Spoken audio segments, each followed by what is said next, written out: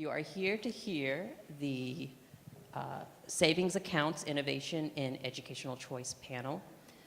Moderating the panel is Kate Baker. Kate Baker is currently the Executive Director of Children's Scholarship Fund in New Hampshire, where her passion and mission is improving education, gifted education, homeschooling, innovative teaching and learning, and education choice. So please welcome Kate Baker and panel.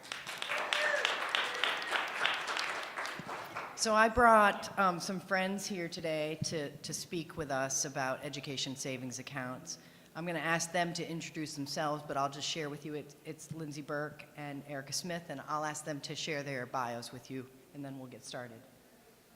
Great. So I'm Lindsey Burke. I am the Will Skillman Fellow in Education Policy at the Heritage Foundation, and I'm also the Director of the Center for Education Policy at Heritage and a Fellow at EdChoice. So I work on all kinds of education-related policies from pre-K to K-12 to higher ed reform, but do a lot of work on school choice and ESAs in particular. My name is Erica Smith, and I'm an attorney at the Institute for Justice. One of the things that I do there is defense. Can't hear you. Ah! It's okay. We need more microphones. Okay. My name is Erica Smith, and I'm an attorney at the Institute for Justice. We are the national law firm that defends school choice programs, which is what we're talking about today. So if a school choice program gets passed and some group sues it, we'll jump in and defend it. And we also advise legislatures on the constitutionality of different programs. Right? Exactly.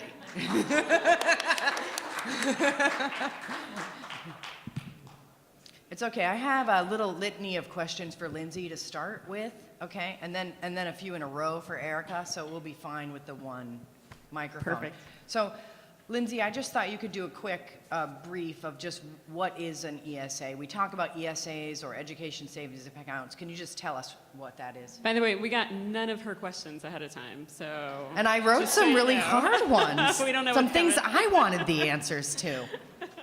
So this panel is about education savings accounts, and I really do think that they are the coolest kid on the school choice block. And in fact, they have been such a game changer that we really don't even say school choice anymore. We now say education choice, because ESAs enable you to do so much more than just choose from among two different schools. So for the 6 states now that have ESAs, so the first state to get it done was Arizona. They did it in 2011. And followed by Florida, Mississippi, Tennessee, Nevada. There's an injunction in place at the moment.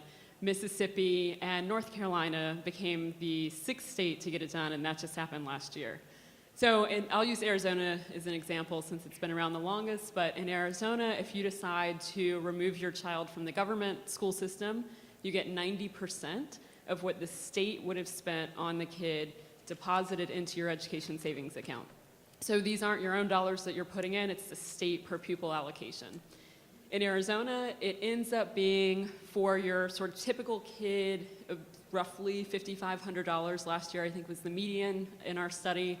If you're a kid with special needs, the median last year was $14,400. Now, what's amazing about this, remember, that $14,400 number is still just 90% of the state per pupil spending. So you get 90% of the state per pupil, no local dollars are implicated, no federal dollars, right? So you're still getting $14,400. It's a savings to the state, localities, not drawing down any federal dollars either. So you get those dollars deposited in Arizona, they deposit them into a family's account quarterly, and then once that money's in your account, you can spend it on any education-related service, product, or provider. So you can spend it on private school tuition, online learning, special education services and therapies if your kid needs it. You can hire a private tutor to come to your house. You can buy textbooks, curricula. You can roll it into a college savings account if you want to. What's amazing, and what Milton Friedman called a critical refinement on the school voucher model, is that with an ESA, you can roll over unused funds year to year. I mean, that aligns all of the incentives in the right way, right? As a parent, you have an incentive both to economize and to maximize value, and that's such a game changer in terms of how we think about financing K-12 education. So the money gets deposited quarterly. For parents in Arizona, you have to submit your expenses to the state. You have to do that quarterly. if there's any misuse of funds, which we found very few so far, like 0.01% of funds have been misspent in Arizona, then the following quarter's distribution can be withheld to rectify the prior quarter's misuse. If there's some evidence of an egregious misuse of account expenditures, then the account can be audited. So I think Arizona struck the right balance. There are some strong fiscal transparency measures in there. But then on the academic accountability side, they went very heavy in the direction of parents know best. They're a child's first and foremost educators. And so basically from the parent perspective, you just tell the state, we're entering into an ESA, we're entering into this contract, we will get our children educated in the core subjects, and that's it. So we think that the balance is right there. So just quickly, then I'll No, keep stop. going, because, that next question that I had Yeah, was, perfect. right, the compare and contrast with New Hampshire's proposal to the other Yeah. states in the nation, and kind of where are we coming in as far as Yeah. what looks like we're going to do in New Hampshire versus what Yeah. everyone else is So I'm doing. excited just about New keep going, Hampshire. 'cause then Erica's going to take, Yeah, I hope New Hampshire's proposal stays as robust as initially conceived.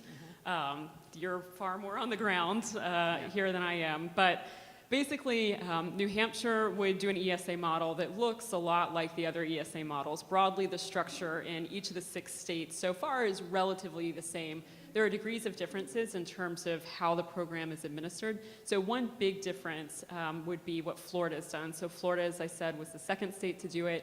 Florida, instead of having the state oversee it, which of course the state, even if you have state administrators who happen to approve of school choice, which can be a fight in and of itself, that might change in the future. Even if they do like it, a state Department of Education, 90% of what they do is deal with the state education system. So even if they like what you're doing on choice, they have a lot of other things that they have to do on the public system. What Florida did is they said, let's have a nonprofit administer our ESA option, and that has worked beautifully. Not only has the nonprofit done everything that they needed to do in terms of setting up the program, having accountability infused in it, but they've also advertised for it. They're much easier to work with for parents. So it's been a real success. So I think just as you were thinking about other states, that's probably the big difference, program to program, is the administrating entity. Most states so far have started off making the ESA available to kids with special needs, and then have grown the allowable eligibility pool after that. So New Hampshire's program would have a couple of different categories of eligibility.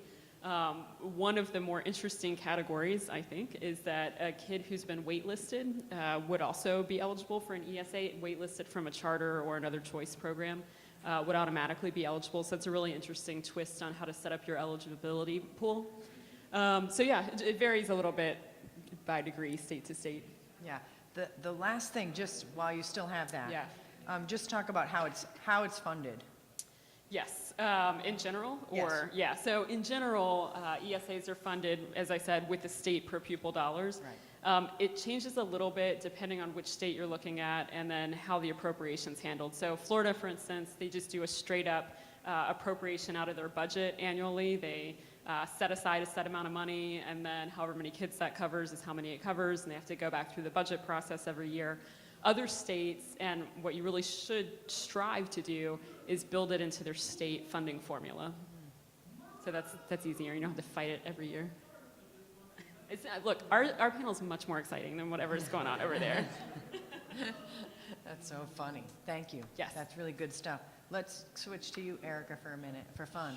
Sure. I just want to ask first, how many people here are parents with kids in the schools right now? All right, well, the really good news is that New Hampshire's proposal looks like it's very, very likely to pass. So this is going to have a direct effect on you and your family. Because right now it looks like a lot of people are going to be eligible. So it's great news. So It's fun. go ahead. So my first question for you is, it says, is it constitutional for funds to be used at religious schools, specifically with New Hampshire's Blaine Amendment? And many of us might know the answer to that. Like, my mind says yes, but I don't know why. And so perhaps you could do a deep dive on that. Sure. So who here actually knows what the state constitution says about funding religious organizations and religious schools? Okay, that's what I suspected, only a couple of people. It's not like you guys are sitting around reading the state constitution before you go to bed, right? So, so there are two provisions in the New Hampshire Constitution that sometimes people say, hey, wait a second, how can school choice be constitutional with those provisions? The first one is a compulsion clause. What it says is that taxpayers can't be compelled to support a religious school. And the second one is called what we like to call a Blaine Amendment, after the guy who came up with them. And that boo, boo. And there's a long history behind that I'm not going to go. Blaine was not a good guy. He hated Catholics. I'm not going to go into that. But what the Blaine Amendment says is that tax dollars can't be used to help or aid religious schools. So people say, well, wait a second. These dollars, a lot of them are going to wind up at religious schools. Well, that's totally fine. The U.S. Supreme Court has addressed this issue squarely in 2002 and said as long as the program is neutral toward religion, that means that parents actually have a choice to choose a religious option or a non-religious option, it's totally okay. And the New Hampshire Supreme Court, when they've been interpreting these provisions, have interpreted them consistent with the U.S. Supreme Court. So it should be fine. That's a good one. Yeah, it's good news. So I did have on here, can you explain religious neutrality in Sure. respect to the constitutionality? You touched on that a little bit. And I'll expand on that. Okay, great. So it would be a problem if the program said, okay, we're going to give parents a choice, but they have to pick a religious school. That would not be constitutional. That would be very bad. Or if there was evidence that the government was somehow coercing parents to pick religious options. It doesn't happen in these programs. All of these programs, there's I think 30 states now have educational choice programs, and all of them give parents a genuine choice. No kid is going to a religious school except for the choice of their parents. So there probably will be a lawsuit if this program is passed, because there are organizations that don't like educational choice programs. I'm sorry, what? But that's what my law firm is there for. We jump in and help defend the program. We've been pretty darn successful, so we're feeling pretty good about it. Wait, I don't want to jinx anything. But Let's do knock on talk wood about, can you just take a quick second and talk about the nationwide? Lindsay did do a little bit of a deep dive on the nationwide landscape. Can you talk about that for a minute? The nationwide Like, landscape of what? Of school choice cases Oh, right of now, and what cases. are you working on? Just tell us for fun. Well, I think that, just for fun, so Yeah, I think that yeah, so yeah. far we've defended over, I think it's like 23 choice programs since we started 25 years ago, and we've won almost all of them. I think we've been doing a pretty good job. Yay. Thank you. Right? Yeah. We are funded entirely by donations, and we're very grateful for our donors to help us do that. And right now we have one program that's we defended in Montana that we won at the trial court, and it's actually up at the Montana Supreme Court right now. So we're feeling pretty good about that right now. Last year I think we had 6 different pending cases, and we won all of them. So, sure. You can ask her something. I mean, Good I idea. can add good legal stuff to it, but so correct me if I'm wrong on this, but one of the, I think, additional benefits of an ESA, and this sort of came out in the Arizona challenge when it first happened, but the fact that an ESA doesn't function like a voucher, right? A voucher is basically a coupon to go to a single private school. With an ESA, it's so clear that a parent can direct every single dollar to multiple products and services and providers. It just gives it that extra, constitutional heft is not the right word, but that extra layer of protection, I would imagine, if that's the right way to think about it. I think that's true, because sometimes our opponents will argue, hey, it seems like there's choice, but in reality, 70% of the schools in this state, of the private schools, are religious schools. So it's just almost like it's just the illusion of choice. Fortunately, the U.S. Supreme Court has already rejected that argument when it decided a school choice case in 2002. It was called Zelman versus Simmons Harris. And in that case, actually 96% of the families chose religious schools. And the court said, nope, still constitutional. Because otherwise, you can't have a program that's, whether or not it's constitutional depends on, year to year, how many kids are picking what school. That doesn't make any sense. That's not like a solid constitutional standard. But Lindsey is absolutely correct. This program would be extra constitutional because of all the choices that you have. Yes! Extra. So I'm just wondering if you can dive into that. I had that. Can you explain the federal precedent on my list here? And I'm just hoping you can dive into that a little bit, because you'll remember in our conversation earlier, I had mentioned something about Trinity Lutheran.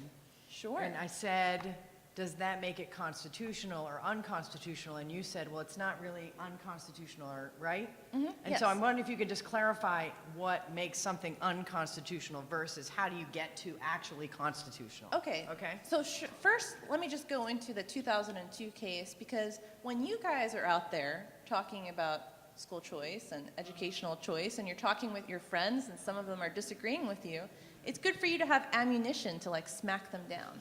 So I'll just give you a brief overview of that 2002 case. What happened is that was Cleveland's program. Cleveland, Ohio, it had a school choice program, and I think a bunch of taxpayers got together and said, oh, no, this violates the Establishment Clause, because this is violating the concept of separation between church and state. And the Supreme Court said, no, this is not, because the government is not setting up religion or preferencing religion.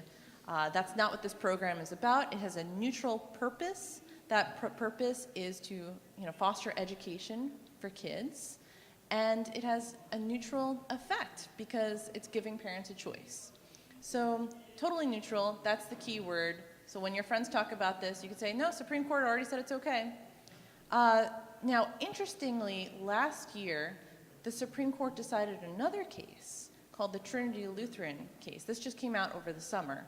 And what happened in that case, it wasn't a school choice case. It was Missouri, had a grant program for people to apply for if they had a playground. Let's say they were a school or another organization that had a playground, and they wanted to refurbish the playground equipment, the surfacing. Because apparently, if you have gravel on your playground, that can get stuck in little kids' knees. So people wanted to have softer surfaces on the playground. So a church run by a Lutheran organization had a playground. They applied for a grant, and they would have gotten the grant, but then the government realized, oh wait, you're a religious group. We can't give this to you. And they justified it on a Blaine Amendment that they had. It's pretty much the same one that New Hampshire has. Boo. It says Right? 37 states have these amendments, and they all say you can't use state funds to aid religious schools or religious organizations. So that's how Missouri justified it. This church sued and said, no, you're discriminating against us based on our religion. It went all the way up to the U.S. Supreme Court, and the court said, you're absolutely right. You can't do that. This is discrimination. So if you have what's called like a generally applicable benefit program, like that anyone could apply to get a government benefit, you can't be denied just because of your religious status. So we are very confident that the Supreme Court will soon apply this to school choice programs. So that way people can't say, oh, we're going to have a school choice program, but you can only have non-religious options, that sort of thing. So pretty soon, not only will it be constitutional to have a school choice program, but it will be unconstitutional to reject religious applicants or religious schools in that program. Does that make sense? That's exactly what I was talking Okay. about, yeah. So we're winning on both sides. Yeah. Right? Yeah. Right? Because there's a difference, that unconstitutional versus what makes something constitutional. That's right. Right? That's Yeah. right. Okay, fun. So I had a question for you, Lindsey, that I would like you to just do a little bit more of a deep dive into. And it's a little bit biased on my part. Okay. I'm wondering if you could talk a little bit more about why we would want a scholarship organization to run the ESA program. I in didn't a even think state about you when I made that versus comment. versus the state run the program. And if you have any specific examples about why a non-government why a nonprofit is better at this, Yeah. based on the things you've seen happen in other states, I really just would write some bullet points. Yeah. down. So, I alluded to this earlier, right? That states generally have said when they set up ESA programs, we'll either have our state Department of Education run it, our state treasurer's office run it, or now nonprofits run it. So, as I said earlier, even if you have a state Department of Education that is agreeable to school choice, in large part, sometimes these folks are elected, sometimes they're appointed, but they're all sort of, at the whim of the political winds. Even if they do agree at the time, they might not agree moving forward. You might get a more hostile state education agency that doesn't like the program. There could be shenanigans played with regard to that. But then even if they do like it, just think about all the things that they have to manage with the state public education system. That's going to be what, when they wake up in the morning, what they're thinking about. So even if they get all that done, then they say, okay, and by the way, we have to work on this ESA option. Much better to have a nonprofit whose sole existence is to advocate for and advance school choice options. The nonprofit option, from what we've seen in states like Florida, just to give you for an example. Yeah. So they've had in Florida just had their ESA option introduced in 2014. And remember, Arizona's was 2011. Arizona, we now have roughly 3,000 kids or so in the program from 2011 till now. In Florida, after just 2 years, they had 10,000 kids in the program. And I think so much of that has to do with the fact that the nonprofit is advertising the program. They're talking to parents. They're translating stuff into Spanish to get to families to let them know that they can apply for it. It's just, their whole raison d'etre is to run this ESA program and make sure it's working well. And then there have been some shenanigans in other places where the state Department of Ed is running it. For example, not having ink in the fax machine when parents are supposed to send in their ESA applications, things like that. I do think it's just generally better practice to house it with a nonprofit that loves your program. Right. Do you see any benefits or downsides to that model from a legal standpoint? Whoa, how's that for a question? Take it. Before I said that New Hampshire's program would be extra constitutional, I think having it run by a private organization, not the government, would make it extra Excellent. constitutional Check. with an explanation point. So, especially if it's run by you, Kate. Fair enough. Okay. Yeah, and I'll just add one other little thing to that. Yeah, great. If you're a researcher and you want to evaluate these programs, much easier to work with a nonprofit. So, and it is important to be able to look in the aggregate at how families are using their accounts. So not having the state collect data and all that bad stuff, but to be able to look, like we know, for example, that in Arizona, about a third of families are using their ESAs to totally customize their kids' educational experience. We just released a report 2 days ago on Florida, thanks to the nonprofit there who helped us get the data that we needed. But we know that about 40% of families in Florida use their ESAs to customize. Wow. And of those 40%, half of them don't set foot in a brick and mortar school at all. So they're not using it for private school tuition. They're using their ESA. They're hiring private tutors. They're doing online courses and maybe buying textbooks. So they're like totally a la carte customizers. It's really, really awesome. We were blown away when we saw that. Well, you know what, on that point, you can segue into another question I have down here, which is how does this help children in New Hampshire rural areas? And Yeah. so you're answering that already. So This is a keep question we going. get so often about school choice generally. Like, Yeah. I see your school choice stuff, but how's it going to work in a rural area? Yeah. And you have to sort of start with, well, once you free up the funding, right, instead of running a monopoly government school system and assigning kids to these district schools, if you say, you know what, we're going to fundamentally reshape how we think about public education, and that it means financing public education but not delivering it through government schools. Once you think about that, you think about the fact that we could have families, kids walking around with $10,000 in their pocket. I promise you the supply side will respond, and you will see schools and other educational options pop up in rural areas. We've already started to see that to some extent in Arizona in particular, with schools opening new campuses with the ESA option now having been in place for a while. But the other component is that flexibility of an ESA, the fact that it functions, to steal from our colleague Matt Ladner, that instead of it functioning like a rotary phone, it functions like an iPhone, right? Like you can do all these unique and discrete things with it.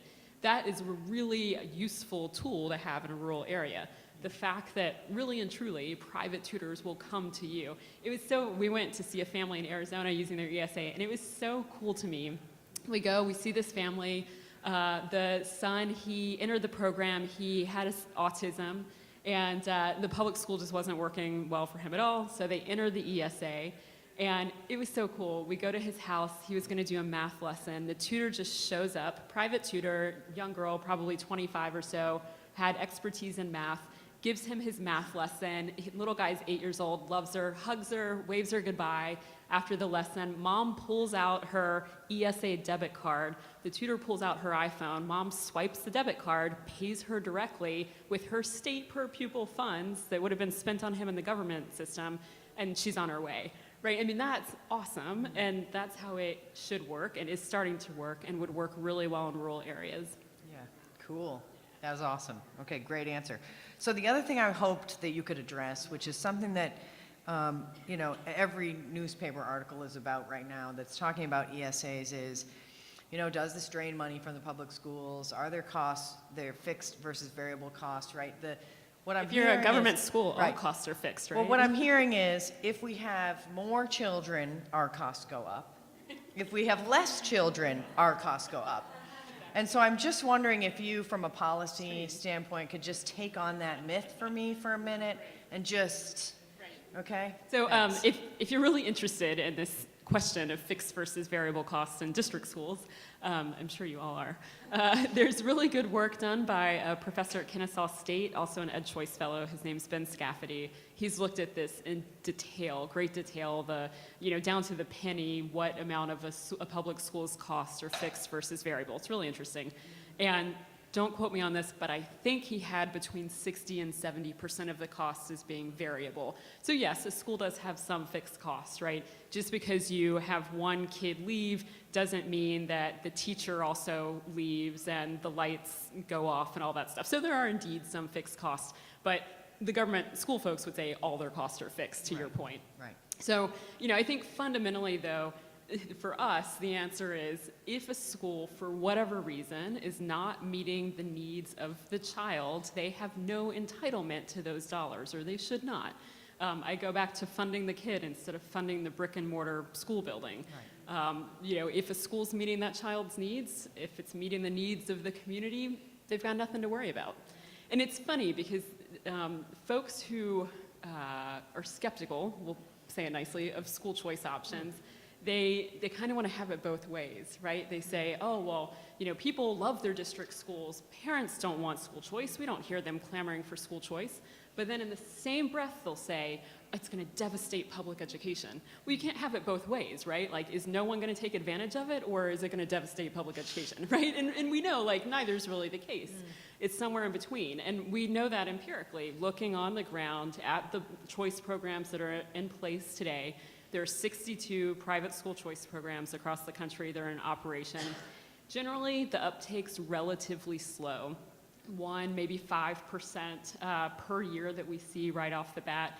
And so it gives time for the supply side to respond and all that good stuff. So you don't see this mass exodus, but for the kids who do leave and do need to leave for whatever reason, it is life-changing for them, and therefore something that should absolutely be an option for everyone. And that does, I think, too, get us to a question of, should, when we have these programs that are thinking about good policy, should they be universal or targeted? And I think, for the most part, the education choice community is very much in the universal camp at this point. When you have universal options, it helps, obviously it's universal, it helps every kid in a state. Low income, but it also, your middle income families are participating in these options as well. You get the buy-in of the community at large, which gives it much more of a long-term sort of political viability. So it's just something to think about, the universal versus targeted option there too. If you could share that with our New Hampshire legislators, that would be great. So we have a few more minutes before we take questions from the audience, so I'm just wondering if you want to add What else do you want to share with us, Erica, from a IJ perspective about what we're doing here in New Hampshire? What else do we need to know? I mean, I'm not going to ask you my question here because you said it was too difficult. I mean, I think I think this bill. I did. When they got in here, I said, can you explain FAPE and the Andrew case and how it would impact the education savings accounts? Nobody and here cares about that. she was like, no. So I'm just going to add that I think that this school choice bill that's pending before the legislature right now is the most important bill before the legislature right now. There's nothing more important than the education of our children. So I think you should call your legislator and tell them how you feel about them. Nice. Agreed. Agreed. Anything else you wanna Do I add, get a or should closing we go to statement? questions? Well, I'll just say, Yeah. so have any of you seen, there's a table that Milton Friedman did. I don't know which publication he put it out in, but it was 4 ways to spend money. Has anybody seen this? Yeah, a couple people. It's an awesome framework. I mean, he applied it to everything, but we apply it to education choice. And so basically Friedman said, you've got 4 ways to spend money. You can spend your own money on yourself, you can spend your own money on somebody else, you can have somebody else spend their money on you, or you can spend somebody else's money on somebody else. So public schools, right, they do that last way, which is the worst way. They spend somebody else's money, your taxpayer dollars, on somebody else's kids. So they have no incentive either to economize or to maximize value. ESAs, yes, technically it's still state money, but that's your money, right? But it gets us much closer to it being the money that you're spending, and for sure it's on your own child. So all of the incentives align. You have much more of an incentive to economize and to maximize value, to find services that are the right fit for your child, and to make sure that you're doing it in a cost-efficient way, since you can save those dollars and roll them over year to year. Right. Yeah, that's perfect. Well, I mean, this is a really smart audience here. So I'm hoping that we have some questions. And the microphone is available for that. You should introduce yourself to these people because all of you have some really interesting, so if you come up to the microphone, you have to say, my name is Murav Yakov, I'm a superhero in New Hampshire and I do grassroots organizing. My introduction is done.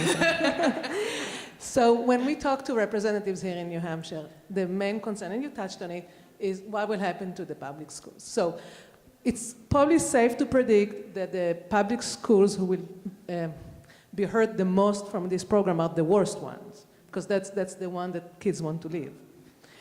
And we're okay with that, right? I'm okay with it. I mean, but if they're terrible, we shouldn't. So in your experience, if you think of the person, it's hard to say that, but the worst school district in Florida that was affected by this program, what really happened? Did teachers lose jobs? Did they close the classroom? Did they turn off the lights? Great question, Murav. So, to the best of my knowledge, not a single district school has closed down yet in the wake of these 62 programs that we have. Read into that either a virtue or a bug, whatever you want. I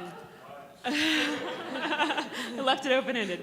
But I think, so if we think of it as a bug, I think part of the issue there is that we don't have the scale needed yet with these education choice programs. We're really close in a couple states. I mentioned earlier that there's an injunction right now in Nevada. Anytime you get a good school choice program in place, it's a guarantee that the teachers' unions will come after it. So they did that in Nevada. And I'm getting too legally, and I'll leave this to Erica. But so in Nevada, there were basically 2 facets of the challenge, or 2 separate challenges. One was a Blaine Amendment suit, and then the other was basically a school funding component. They lost on the Blaine Amendment piece, as in the union, the people suing did. But then on the other component, they said, well, yeah, something about the Nevada Constitution basically says public funding has to go to a system of public schools or something to that effect. And so the injunction's still in place. I say that because once the injunction gets lifted, or if they find an alternative revenue source, then Nevada will have the first truly, really universal ESA, or school choice program for that matter, in place. 473,000 kids will be eligible for an ESA once they move beyond that injunction. That's the type of scale I think that we need to really get a sense of what's the larger systemic effect on the district schools. But we haven't seen any yet shut down. Well, first of all, I'm a big fan of the work that IJ does. And Erica, right on there. I apologize that I came in a little bit late, so if this was already explained. My name is Rich Kahn. I'm a genius, and I've been in education. Oh, so that's how I spell my last name. Okay. Richard Kahn. I do not hold myself out as a genius. I suspect I'm probably You think you're normal? on You the might be normal lower in this end of room. the education spectrum based on the few people that I know. I'm normal in this room, right? Yes. Anyway, my only issue was, or I don't know if it is an issue, there is a program already being fielded in the state of New Hampshire for an educational savings account, and it's to be administered by a nonprofit. My question is, what are the criteria for being able to, what do you have to have? Do you have to have a child of a certain age, and you want to educate him or her? And what Rich, are is you? your question about the eligibility to get Eligibility- an ESA under the current SB 193? Do you have to have it at a particular financial institution? I Yeah. would personally want to make sure, Yeah. even though it's intended not run by the state, but by a private nonprofit, I'd want to make sure that there's enough choice in choice. Yeah. I'll tell you what the proposal looks like. The current proposal looks like. Under 193, the bill that's pending in House Finance that already passed the Senate, it says to administer the education savings accounts, you have to be an approved scholarship organization operating with the education tax credit scholarship program. So you have to be, no. Two. So the education tax credit program is an 8-page statute with existing reporting requirements where if a scholarship organization doesn't meet all of the requirements of that law every year, annually, they won't be reapproved. So it's more rigorous than an RFP, in my opinion.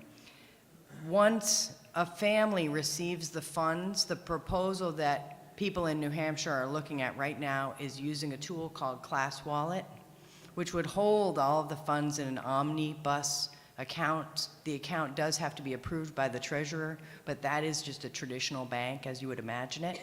But rather, the funds that are available in the family's Class Wallet account, I don't want to call them imaginary, but for fraud protection, it's virtual. So the family then logs into the Class Wallet account to direct those funds, and there's 3 different ways that they can do that within the Class Wallet account. This is taken, I think, from best practices in the nation right now, and is really the only way to do it. But you can go on there and pay a pre-approved vendor. You can upload into the Class Wallet account every New Hampshire education provider that meets the criteria, whatever that criteria is when the law passes. So you can go on and pay a pre-approved vendor. You can use an online marketplace that the expenses, or rather, the family's choice of utilizing the funds can be approved down to the SKU level. And so like you could see pencil, yes, right? Pencil, okay, good. Gum, Trident, not okay, right? So, and then there's a receipt tool also where a family can upload a receipt and then get reimbursed. So that's what it looks like right now. I hate to share this kind of information because who knows what the legislature, have you been to the New Hampshire State House? I mean, who knows what will happen there. But right now, that's the system as it looks like today for a bill that hasn't passed. And in just a matter of, Yes. 6 years or so, we've gotten, that shows how sophisticated You like this that? has gotten. Did you like that, Lindsay? Because, Yeah. in Arizona, that was beautiful. Yeah. In Arizona, they were sending paper receipts to the state education agency quarterly, and then somebody at the state education agency would have to go through the receipts. And so And the I fact say that- Class Wallet or Yeah, nothing. right, exactly. Right, So now yeah. it's all just digitized, and it gives you a double layer of transparency, accountability, Right. fiscal accountability Right. on it too. And there's also audit requirements under SB 193 for both the student accounts and the whole organization, and that requirement is by independent auditors. So I guess the thing I want to And yes, I had the whole thing memorized. If hypothetically Yeah. parents felt that they were turned down for some reason, do they Yeah. have recourse to? They do, there's an appeals process also, yeah.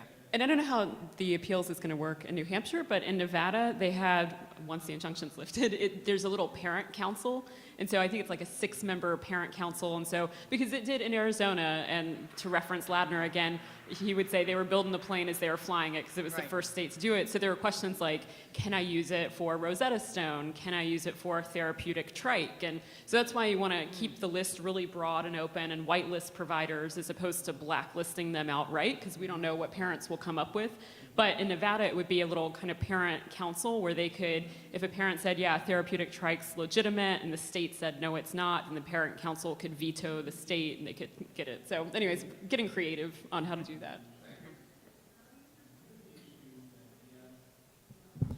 My name is Will Anderson. I volunteer for the New Hampshire Liberty Alliance. So I had originally two unrelated questions. I think the first one, I mean, and they were both specifically about New Hampshire, ideally. The first one I think was sort of answered. It was more like how the funds were to be like spent. So like you'd mentioned a debit card before, but it sounds like in New Hampshire it wouldn't be. I like Class Wallet better because I just think it's a better tool. The way the debit cards have worked in some states is that the state departments are chasing families down for receipts after the fact, and I just don't think that's a really efficient way to run it versus the Class Wallet tool is a proactive approval tool rather than being like a reactive after the fact, and so operationally I just think it's better. And there's a third option too that a couple states have done, which is just a reimbursement model. And that's not ideal if you're a low-income family, but Florida does a reimbursement model. We do that currently, the reimbursement model with our existing homeschool families, and time again, people share with us they can't fully expend the funds because we're asking them to take it out of their pocket and they're low income. And so we're going to transition our existing homeschool scholarships under the tax credit program also to Class Wallet, now that we know it's a thing. Woohoo. Yeah, it's fun. So my second question, and I apologize in advance if it's not super well formulated. So it's based on a conversation I had with a specific state rep, and actually Kate was there for part of it. You do it. She was claiming that the way the most recent amendment was written, that the schools, basically, I think her claim was that it would increase spending because they wouldn't, the 95 or whatever % that's directed to the student, somehow the school would still have, like if they don't meet a certain like revenue threshold or whatever, they could still get that, and so it would basically increase total spending. Right, so the question is, when a family gets an ESA, Lindsay, do prices go up? Don't you think? Is no, that the question? No, Do the price of that tuition- actually, well, that was sort of a different Well, question. let's make her answer that too. Yeah. Okay. Right? The economic impacts of Yeah, a that's a good voucher that's a good program or an question, too. education savings account, does it make prices go up? I'm curious to know how you answer that, but say what was she asking? His question again? is- You got it? The lawyer.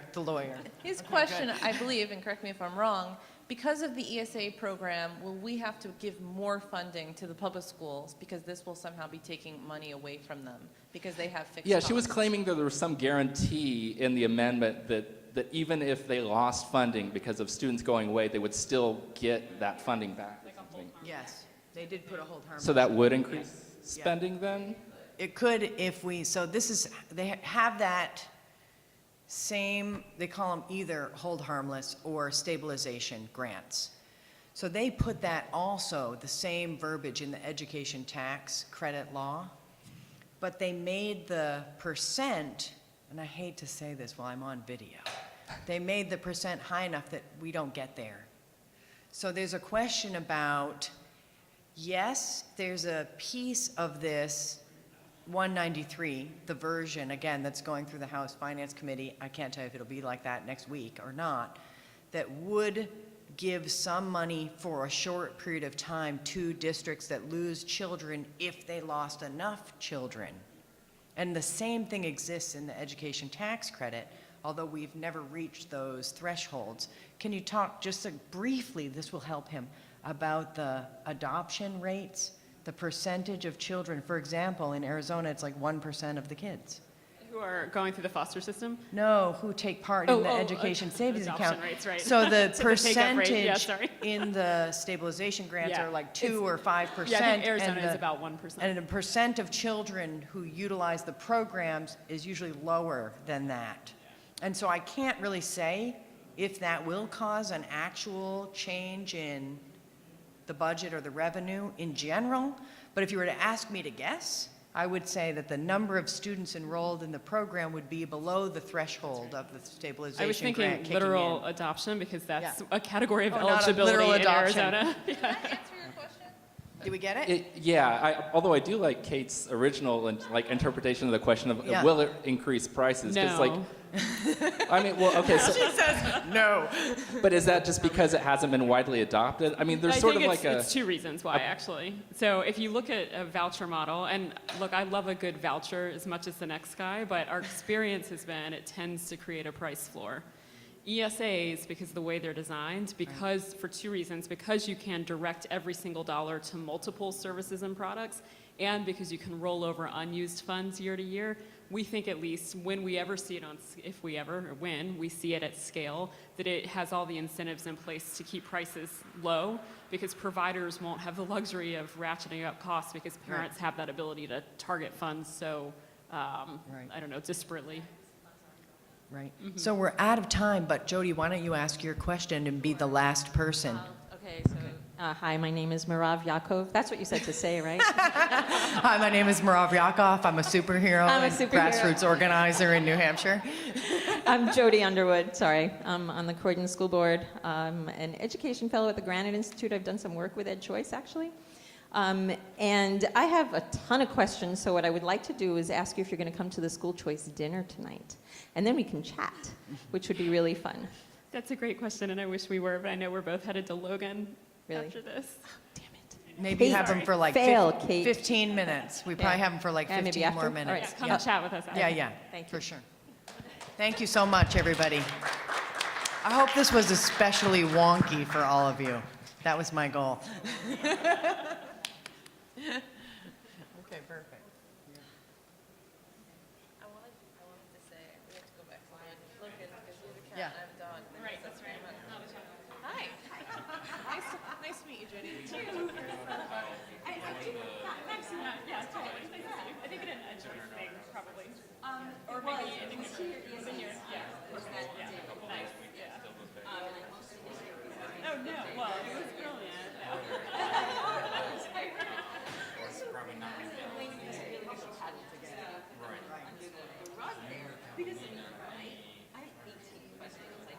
Sure.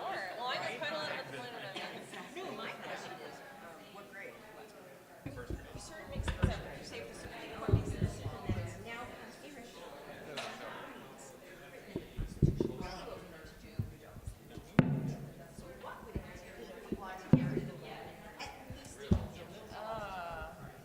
I think so. I would have to look at the requirements in the New Hampshire Constitution, but I would think it would be like 3/4.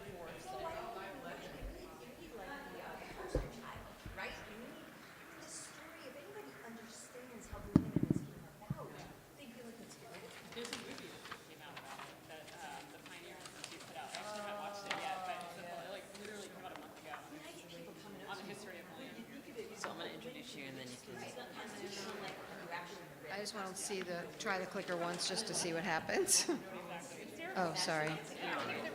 This is supposed to stay open. I didn't know that was on.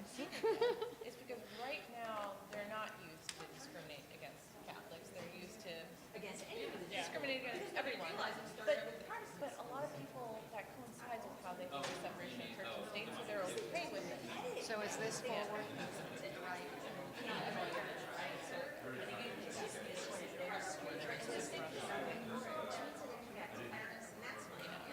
Well, fortunately, we are pretty confident that the Blaine Amendment I think so. is going to be interpreted. Yeah, I think it's going to be fun. But I totally get what you're saying. It's very frustrating that something that was clearly used to discriminate against Catholics is still being used to discriminate against Catholics.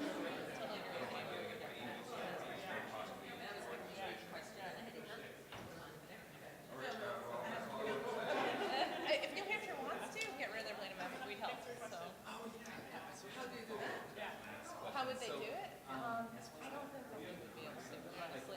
something that's in 37 state constitutions, and right now it is being applied to discriminate individuals like that, not just against Catholics, so it would be really hard to say enough. So I think we're, it's a better use of our time to focus on passing than to update certificates. Yeah. Is there another talk? There's another talk? Yeah, we can go out to another lobby.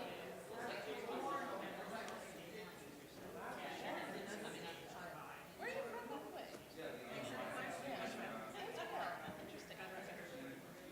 I love accents.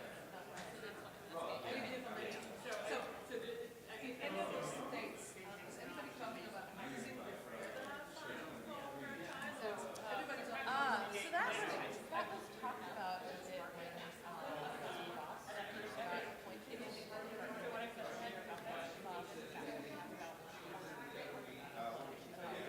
Yeah, but also specific groups. And so people thought that when he got appointed, that there would be a federal program.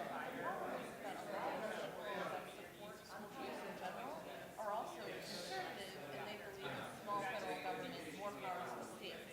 So that conflicts with their idea. So you pretty much would be dividing your school choice based on Catholic, and you wouldn't have enough for. Yeah, a lot of people. I don't want to. I feel like I feel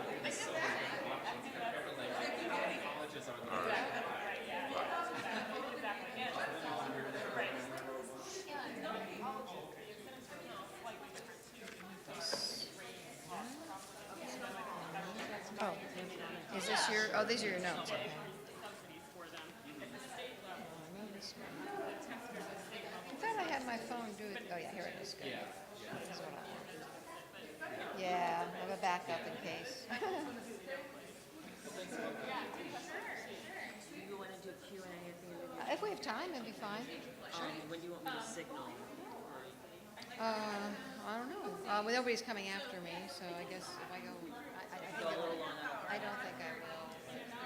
It's pretty tight. I mean, honestly, it's tight, but I think it's pretty within 40 minutes probably. So yeah. Okay. Yeah. But I'm probably not going to cut it short because No, don't cut short. nobody's behind know where me. you're Yeah, at. okay, that's fine. And in fact, you don't have to. You don't want to, whatever you do. If it's easier for you to just Then not worry I'll about just it. let you go. I don't think anyone's going to I'm not gonna, I promise you, I'm not gonna go like crazy long or anything like that. It's pretty cool. I mean, it's pretty within bounds.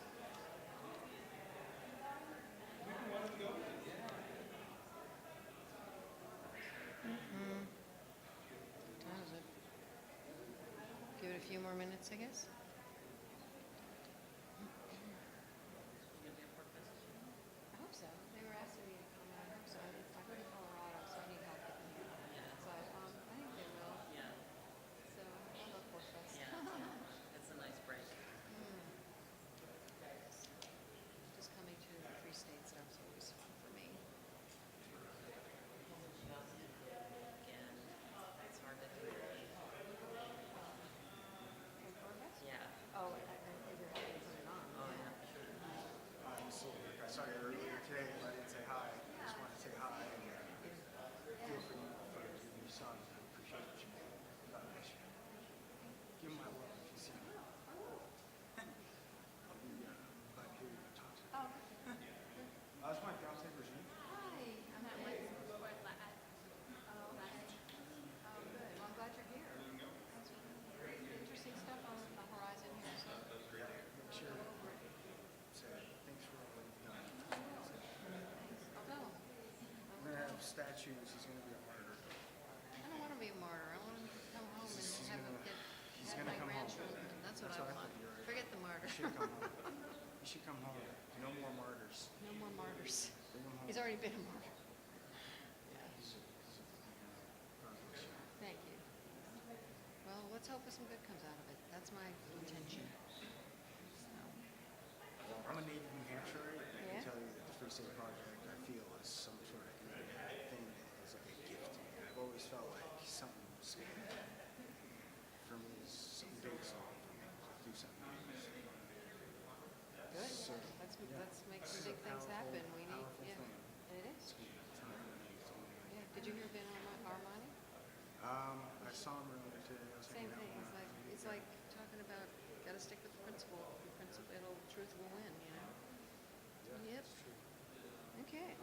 it's 5 o'clock.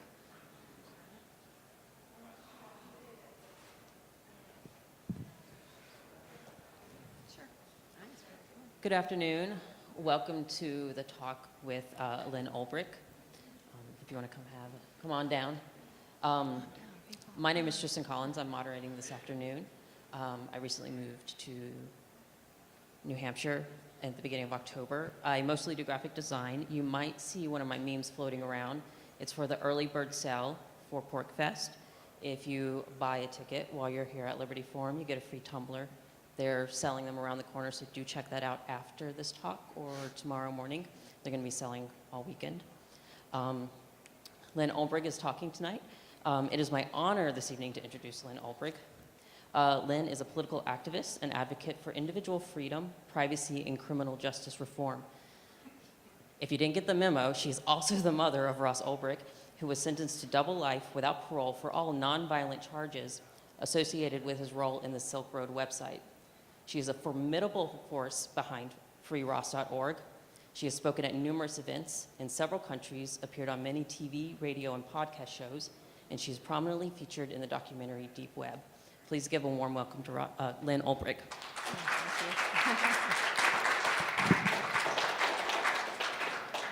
Thank you. That's a great introduction. Before I get started, I just want to say how great it is to be here. I always feel so uplifted and supported and really loved when I come to Free State events like this in Pork Fest. And it's kind of spoiled me for other conferences because I go to those and I'm like, where's the love? Hello? You know, where are my people? And, you know, I'm like, oh yeah, this isn't Pork Fest. This isn't Liberty Forum. So it's more like a reunion for me than a conference, really. So it's great. So for those of you who don't know, 2.5 years ago, my son, Ross Ulbricht, was sentenced to double life plus 40 years without the possibility of parole. He was never charged with causing any death or bodily injury to anyone. Not one victim came forward at trial to say Ross had harmed them in any way. There was no history of violence. He had no criminal record. He's a first-time offender. There are 100 letters on our website, freeross.org, that are by people who know Ross, most of them, attesting to his character, attesting to his qualities of compassion and peacefulness and idealism. So he got this sentence, this barbaric sentence, for creating and running the Silk Road website. And Silk Road was an online marketplace where people could exchange whatever they wanted using the little-known cryptocurrency Bitcoin. At the time,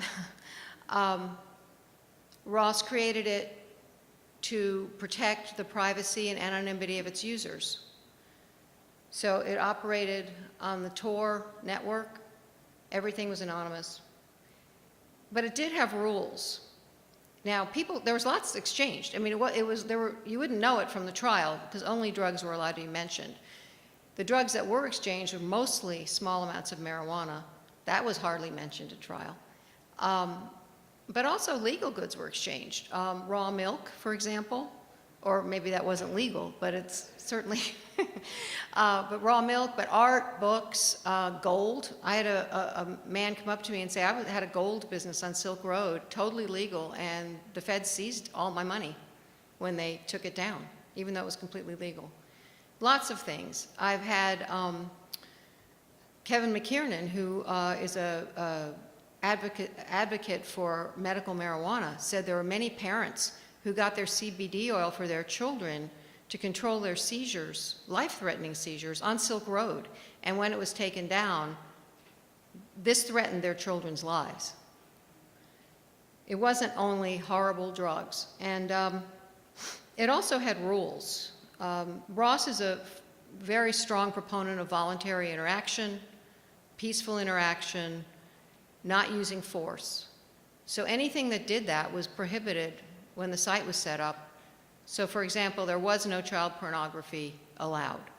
There was no stolen property allowed, or violent services like assassinations. But there were plenty of drugs. But that was seen as a choice. And for this, he got a harsher sentence than really most murderers, kidnappers, violent people. Ross is not the thuggish kingpin that the media and the government say. He was an idealist in his mid-20s, on fire for freedom. Here he is, he worked in the Ron Paul campaign, 2008. He's in the bottom left, kneeling. Ron Paul's standing in the middle at Penn State.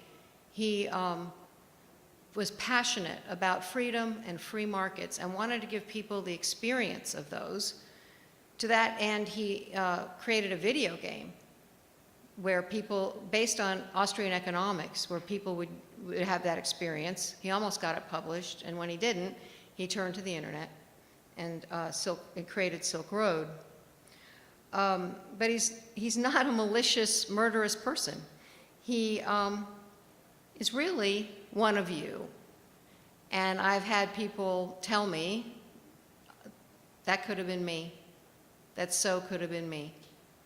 He's one of you. You're his people.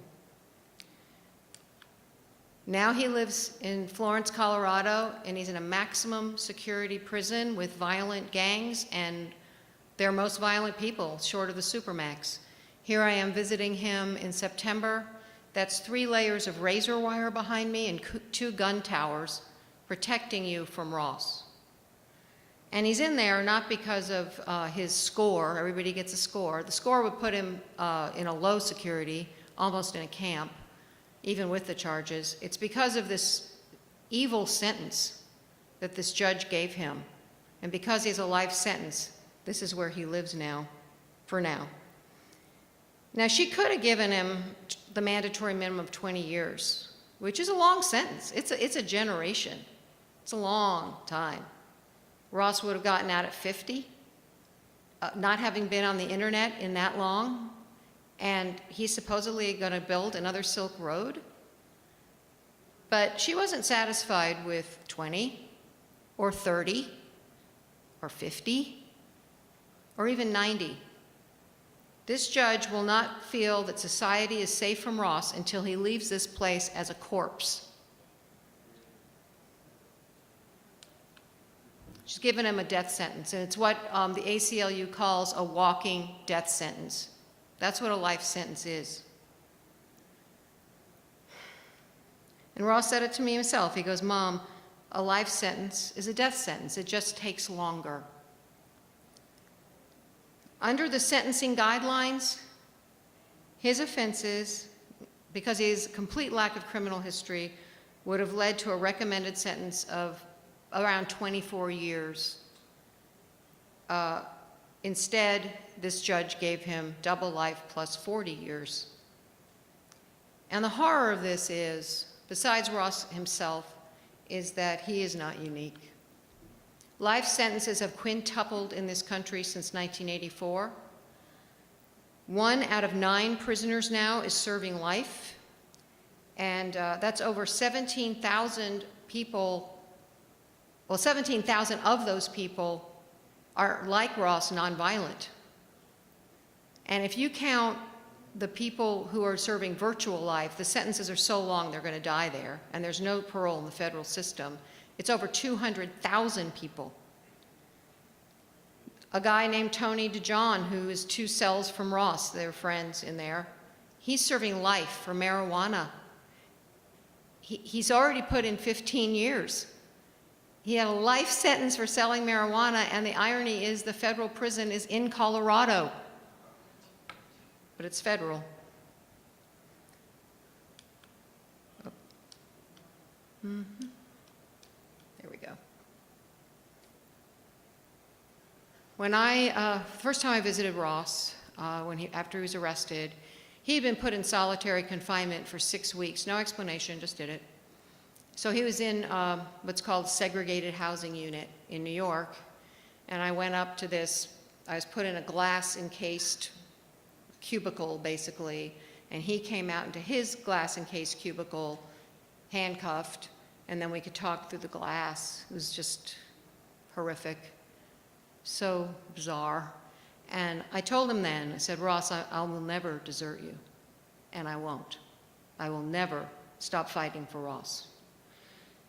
And I'm not going to give up. I'm not going to let him die in that place.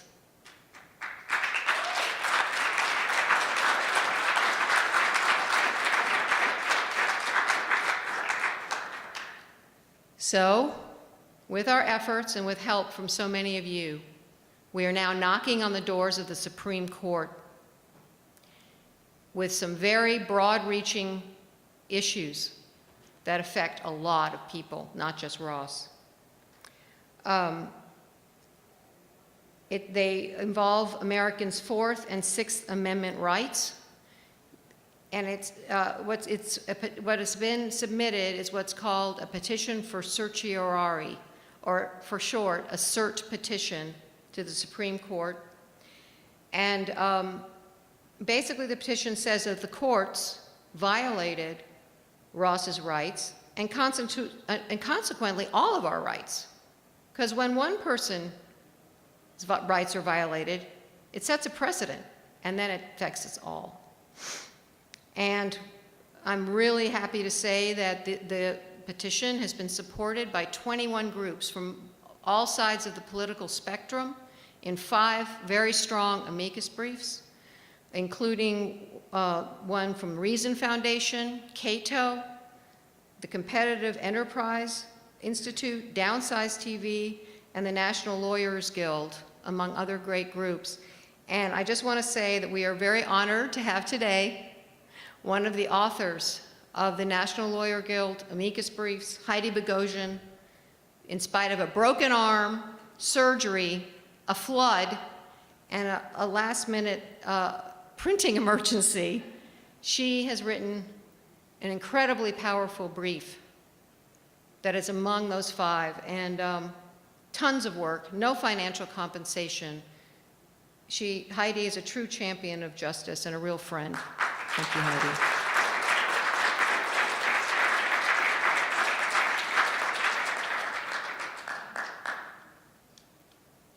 So the first question, does it violate the Fourth Amendment for the government to seize an individual's private internet traffic information without probable cause, which in legalese means, it's legalese for a damn good reason, without probable cause or a warrant, and use that information to arrest and convict him?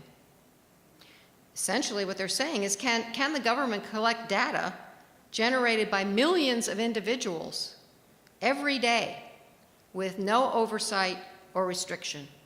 That's the question before the Supreme Court. And as Heidi's brief says, this is tremendously important for individual freedom, privacy, and free political activity. Whoops. As Cato said, they wrote an article about their brief, and they said, yeah, the Fourth Amendment still applies online. It's clear in the Fourth Amendment. Or is it? Because there's this little loophole that the government has been using now for almost 4 decades to violate our privacy. And it's based on this technology. It's based on a Supreme Court case called Smith versus Maryland, which ruled that the government having access without a warrant to a dialed telephone number, just the number, no content, was the person who owned that number did not have a right to privacy because they had turned it over to the phone company. It's become known as the third-party doctrine.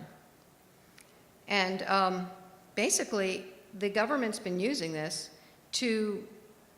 as an excuse to pretty much have open season on anything that a third party has.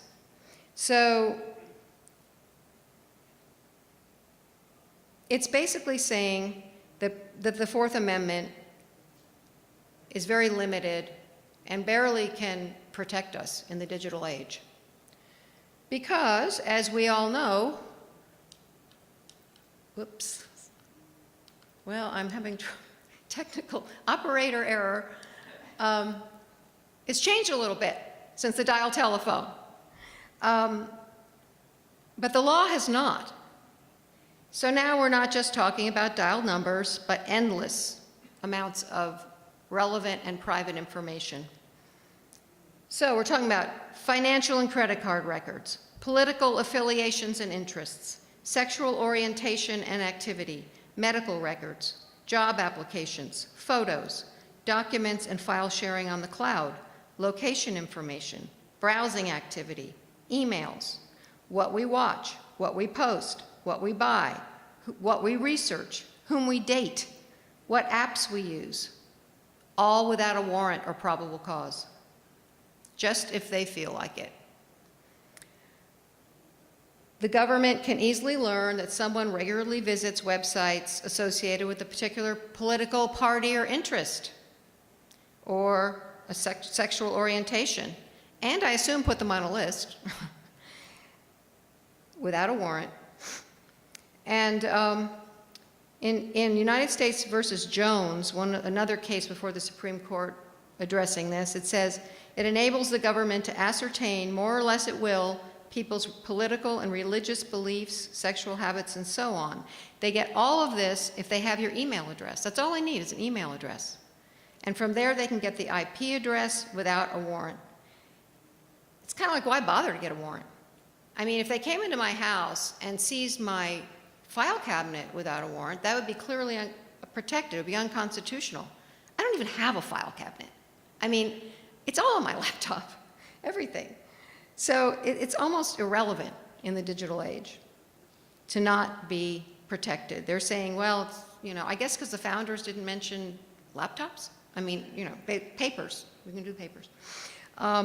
It's open season, no oversight. And William Binney, who was a high-level admin at the NSA and turned whistleblower, he was recently interviewed on InfoWars, and he was discussing the recent FISA memos and revealing spying techniques. And he said, as Ed Snowden said, all they have to do is use the IP address, and they can go into the database and find information, and they can do it with anybody. And he was talking about Trump, but he's saying they can just take your email address and use that to, quote, scarf up out of that database everything about the person. And the other part he mentioned is what the FBI, DOJ, and DEA do with that data, because they also have direct access. Which brings us to Ross's case, which illustrates that the government, as Binney describes, can turn any email address into a tracking device and geographically locate and track you, again, without a search warrant. So in Ross's case, they got his email address. Now, their reasoning about how it happened was that despite the fact that for years, hackers, law enforcement, all kinds of people have been trying to get into that and find it, for 2 years, an incredibly brilliant and heroic IRS agent, Gary Alford, just did a Google search. And wow, a date-restricted Google search just revealed that email. Amazing. And of course, I personally think the NSA got it, which is illegal, and what they do, and they do this, they feed it to the DEA, and they make up a story, parallel story called parallel construction. This is the most obvious, to me, very obvious example. New York Times wrote all about him and how heroic he is, and amazing, and all that. But, yeah. It's like finding a needle in a haystack the size of the internet. That's what it is. And and as Edward Snowden said right here at Liberty Forum 2 years ago, it is unthinkable that the NSA was not involved in Ross's case. So what they did was he had an email address that anywhere in the world, and this gave them all the data flowing from that address over the internet, and from that email, they identified the internet protocol or IP address that regularly accessed the email account, collected it, and geolocated him to his house. At that point, they put a pen trap device, which is a pen register and trap and trace device, called pen traps for short, on the wireless router in Ross's living room. And from there, they got the MAC address, which is the unique identification for his laptop, and put a pen trap on his devices. And at that point, it was like putting a tracking collar on an animal, because it's like anywhere Ross went with his laptop or phone, they would know where he was and what he was doing. This is all without a warrant. They can do it to any of us. During that time, they did this for 2 months. They knew exactly what was going on online moment by moment. They used an array of electronic tools to monitor it. They swept in tens of thousands of individual transmissions, if not more. They could tell with a directed antenna what room he was in the house. And this was brought up by his lawyers at appeal. They said, look, this needs a warrant.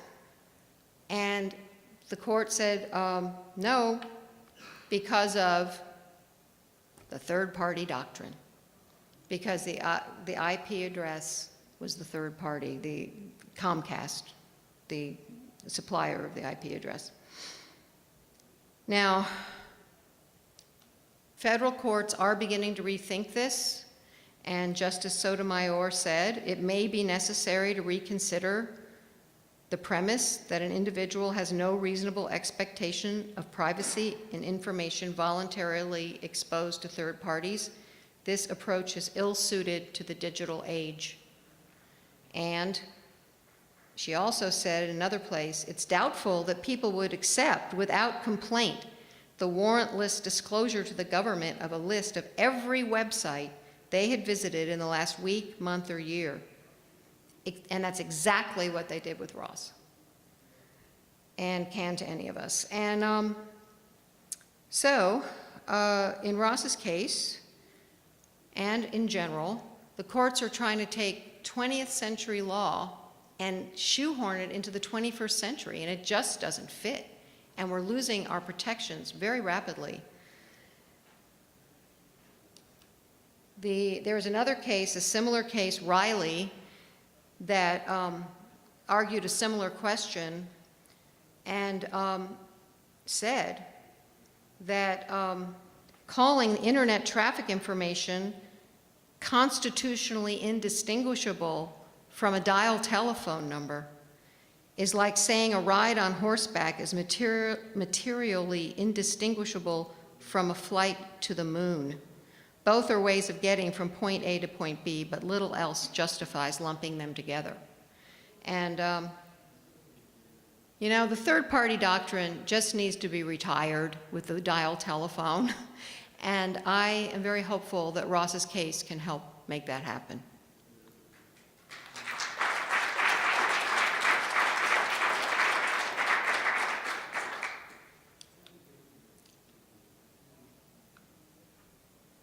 So the second question in the petition is, by enhancing an unreasonable sentence using uncharged crimes that were never deliberated by a jury, did Judge Forrest violate the Sixth Amendment's right to a jury trial? Because she used several uncharged things, but most prominently claims of murder for hire. The government indicted Ross for that. He denied it, and then 2 months later dropped it.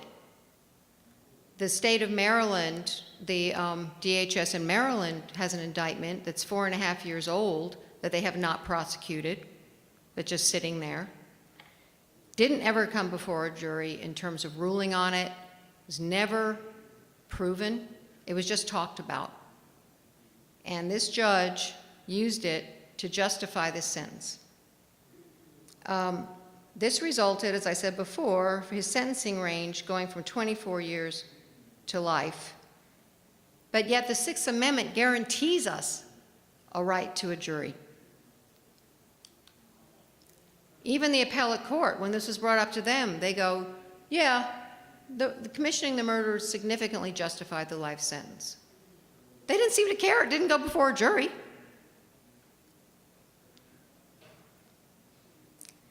And they called it, they said, we are going to uphold what the district court's exercise of its power to condemn a young man to die in prison.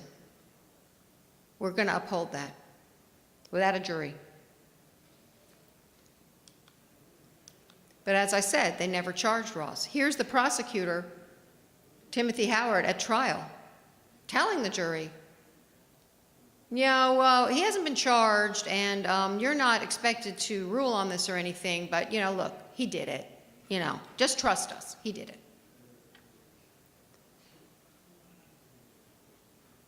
And this is a problem, and it's actually a problem that affects a lot of people. This, what's called government or judicial fact-finding. It's not actually facts, but that's what they call it. It's fact-finding. And the petition says, the Sixth Amendment occupies a central position in our justice system by safeguarding a person accused of a crime against the arbitrary exercise of power by a prosecutor or a judge. That's why they have it there, because they knew that judges could be corrupt, as well as prosecutors. And the petition says, it calls what Judge Forrest did an unmatched example of runaway judicial fact-finding. Heidi's brilliant amicus brief says, this case makes evident how the American jury's role as populist protector and a check against tyranny has become but a shadow of its former self, with sentencing practices vesting increasing power in judges despite the constitutional mandate that the jury be central to reaching a judgment.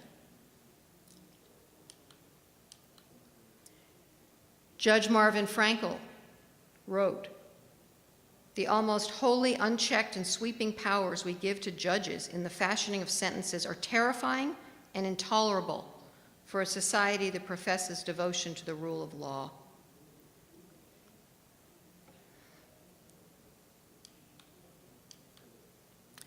Not only did Ross deny it, and I have not spoken to one person who knows Ross who thinks he did it, but even the alleged victim of his murder-for-hire scheme, Curtis Green, who the feds took photos of, supposedly showing his death to send to DPR. I'm not sure why they bothered. DPR didn't know what he looked like, but anyway. He doesn't think Ross did it. He tweeted that, and that Ross got a raw deal, doesn't deserve this sentence, isn't dangerous, and doesn't have it in him. He was a high-level admin at Silk Road. He doesn't even think Ross did it.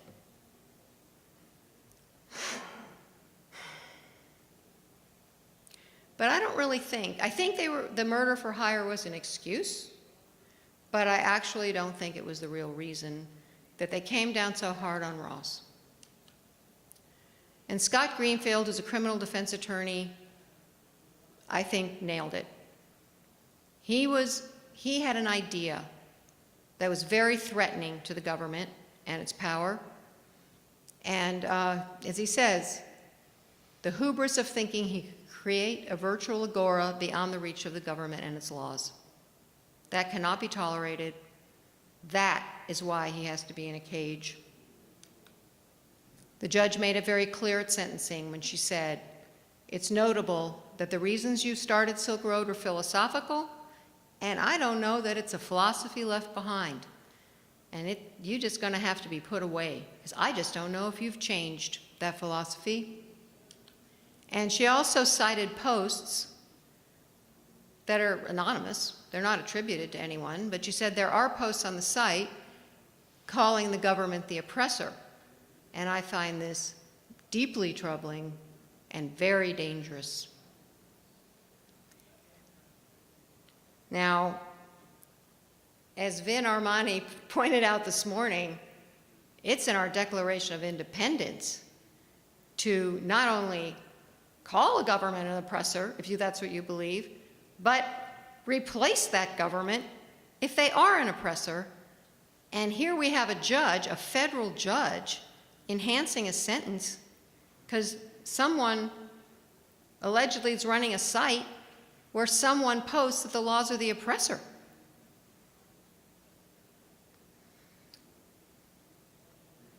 I don't know how well Thomas Jefferson would have done in Catherine Forrest Court. Probably not too well. And I also think that a lot of the reason was the threat of Bitcoin, this strange cryptocurrency, this alternate currency that suddenly was getting all this traction. And Chuck Schumer was behind this. He was a ranking member of the Senate Finance Committee. Judge Forrest was recommended for the bench by him. The lead prosecutor was Preet Bharara, who was his special counsel for years. They made sure Ross was tried in New York, Schumer's state, even though he was arrested in California. And as I said, Ross saw the potential for monetary freedom that cryptocurrency presented. And as Vin said to me this morning, he goes, well, I think the government saw it too. That's what they were alarmed by. I don't honestly believe they're worried about drugs. And I also think that by her violating the First Amendment, by calling someone's philosophy, using that to enhance a sentence, is a First Amendment violation. And Congress has even prohibited judges from considering political and philosophical viewpoints in a sentencing. And I would say she's the one that's troubling and dangerous by doing this.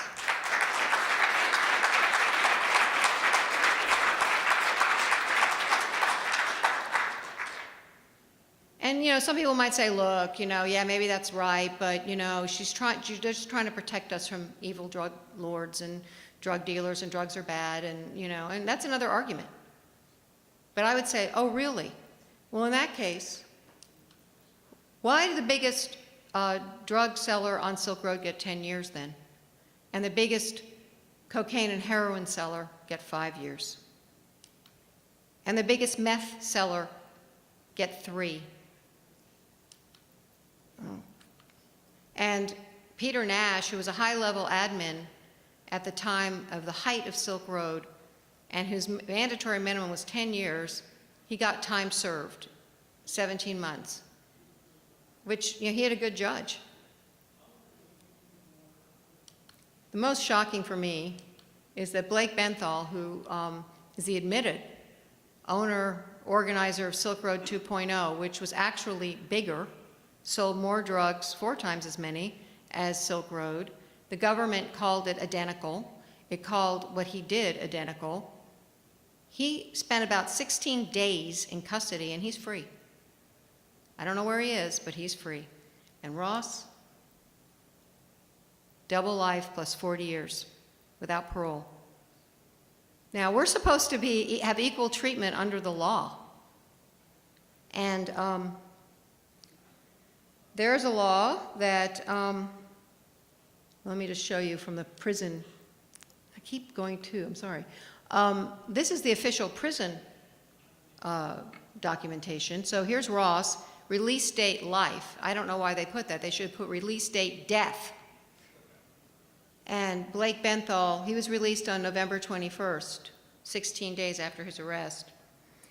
There is, in the Sentencing Reform Act that Congress passed to ensure consistency in federal sentencing and avoid this kind of extreme disparity. You're supposed to get a similar sentence for a similar crime. This is about as disparate as you can get. The Equal Protection Clause of the 14th Amendment guarantees this principle. And here it is.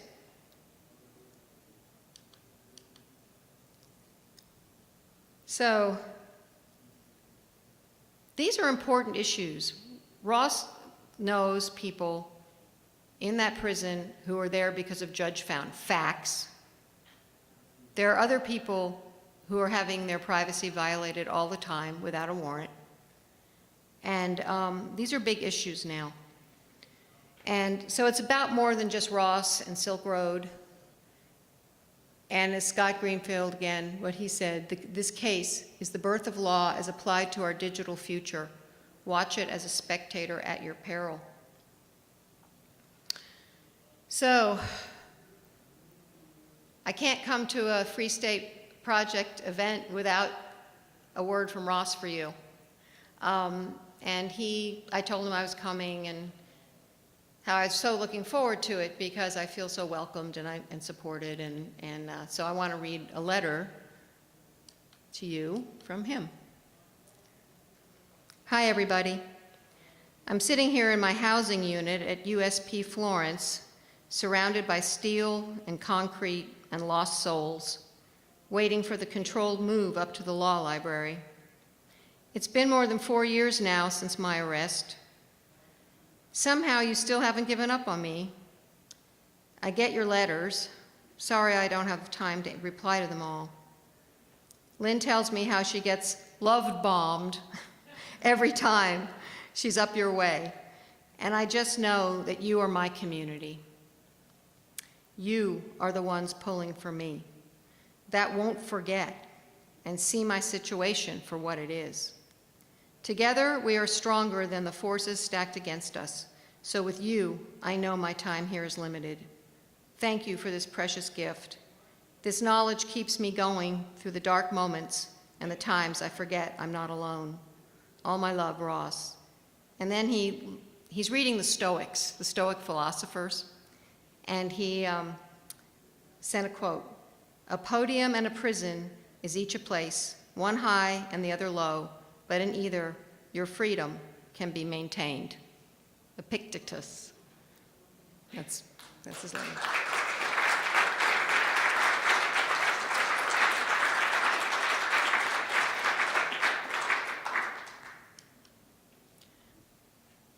I really like this picture because it shows the love Ross and I have for each other. And it also shows that I'm actually his mother and not some crazy woman running around claiming I actually am Ross's mother. It's not photoshopped. Please join us, however you can. You know, of course, this fight, you know, one way the government crushes you is to destroy you financially. That's what they do. So there's always need for funds going forward. We've gotten this far from incredible support from so many. There's lots of ways, though. You know, Twitter and Facebook, social media is really helpful. You know, follow and like and all that. There's a table, the Free State Project table. There's a notepad. You can write Ross a note, and I'll send it to him. And there's some other free stuff. There's some pins you can buy. We have a store. If you use Amazon through our site, we get a little. There's a tax-deductible option. And there's volunteer opportunities because it's basically me with some help. And, you know, I'm older. I'm not tech brilliant. You know, I always appreciate help. And also connections. If anyone has powerful connections with people in politics or, you know, people who can make things happen, I really hope to get to some people who can change the situation that way as well. So, always grateful to you. Thank you so much, and onward.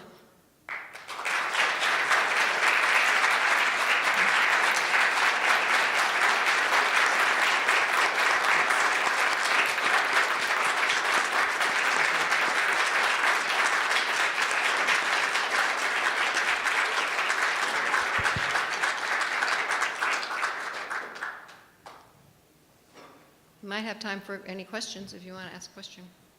A lot of civil rights abuses, perhaps such as this one, have occurred through voluntary cooperation between state and local law enforcement and the feds. Now, I think you alluded to it, the irony that he's being incarcerated in a state that's one of the first states to legalize recreational marijuana. Say a state or states are pissed off enough at these abuses that they simply stopped cooperating with the feds. Any ideas on that? Yeah, I actually met Michael Bowden, who's behind the 10th Amendment Project, and that's where he's putting his energy, is the states.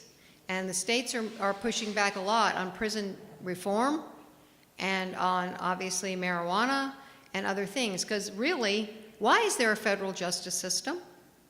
It's not in the Constitution that I know of. They certainly don't have the authority to outlaw drugs. In fact, when they outlawed alcohol, they had to get a constitutional amendment, and then they had to get another amendment to repeal it. They didn't even bother with drugs. They just decided. They just gave themselves the authority.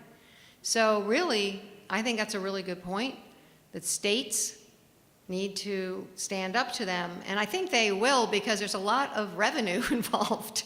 Yeah, I know Colorado, and so I do think that's a very good avenue for pushing back this federal leviathan that is just metastasizing over our country and strangling us with their, control, and their laws and regulations is just insane on so many levels.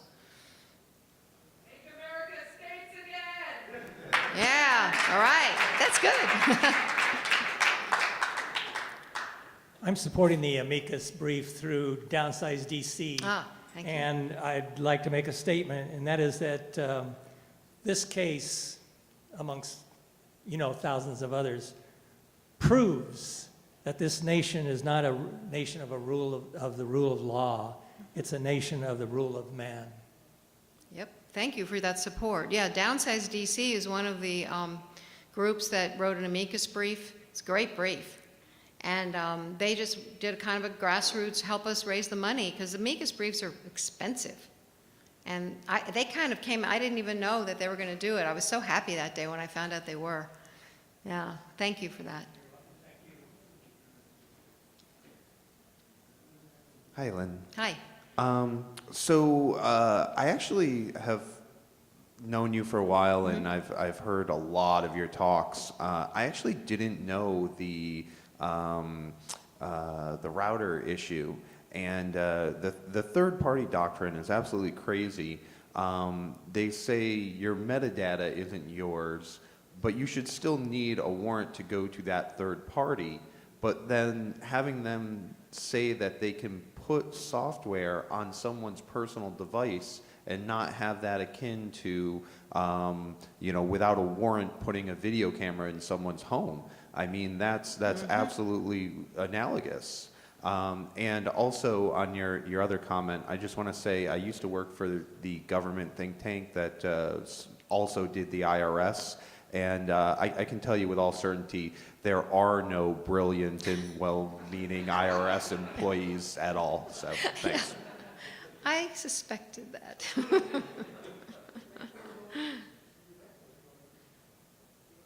Anybody else? Yeah, well, thanks, guys. Really, thank you.